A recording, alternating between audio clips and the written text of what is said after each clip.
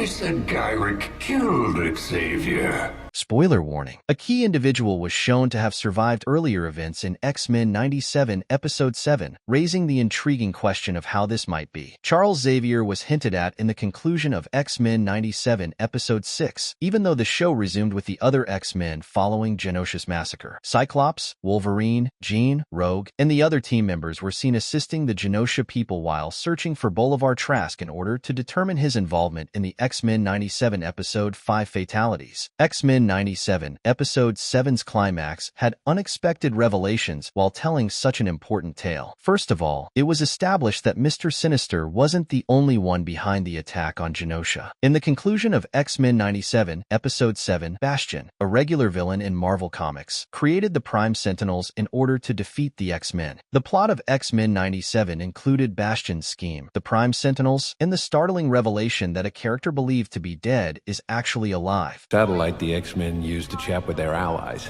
the Shi'ar. Subscribe to Movie Spy for more twist videos. The Living Magneto in X-Men 97. The finale of X-Men 97 Episode 7 features the former villain turned leader still alive. When X-Men 97 Episode 7 comes to a close, Bastion informs Mr. Sinister that he is hiding something. Magneto is soon shown to be this secret. He is seen to be confined by Bastion and wearing a power-dampening collar. This proves that Magneto survived the events of X-Men 97 Episode 5, contrary to popular belief. The episode teases a gloomy ending to X-Men 97's three-part Season 1 finale as it shows Bastion getting Magneto ready for the next phase of the former scheme. Bastion informs Magneto that heat has the power to soften materials, including the follicles in human skin. When it comes to his production of Prime Sentinels utilizing human hosts, Bastion claims that this makes things much easier. The tone of the moment is undoubtedly eerie, as Bastion exudes an air of menace when confronted by a mutant with the same level of strength as Magneto. In X-Men 97, what does Bastion want with Magneto? Magneto's abduction by Bastion may have many sinister consequences. What Bastion wants Magneto for is a further unanswered mystery following the confirmation of his survival in X-Men 97 Episode 7. This question has a dark explanation that probably has something to do with Bastion's Prime Sentinels. The Prime Sentinels in Marvel Comics are essentially sleeper operatives who are unaware of their true nature until a nanotech implant activates them. Bastion has the ability to transform Magneto into one of these Prime Sentinels in X-Men 97, sending him back to the X-Mansion before using his powers on the group. With Magneto's talents and the technological might of the Prime Sentinels combined, this would be a very strong opponent. Even more sinisterly, Bastion might utilize Magneto to forge a new X-Men antagonist that is connected to Charles Xavier. Bastion became interested in Xavier in X-Men 97, which may have been a signal that Onslaught would appear in the show. In the comics, Onslaught was a mental entity with the combined powers of Magneto and Charles. Onslaught's origins could be altered slightly by X-Men 97, transforming him into a Sentinel with the combined powers of the two formidable mutants.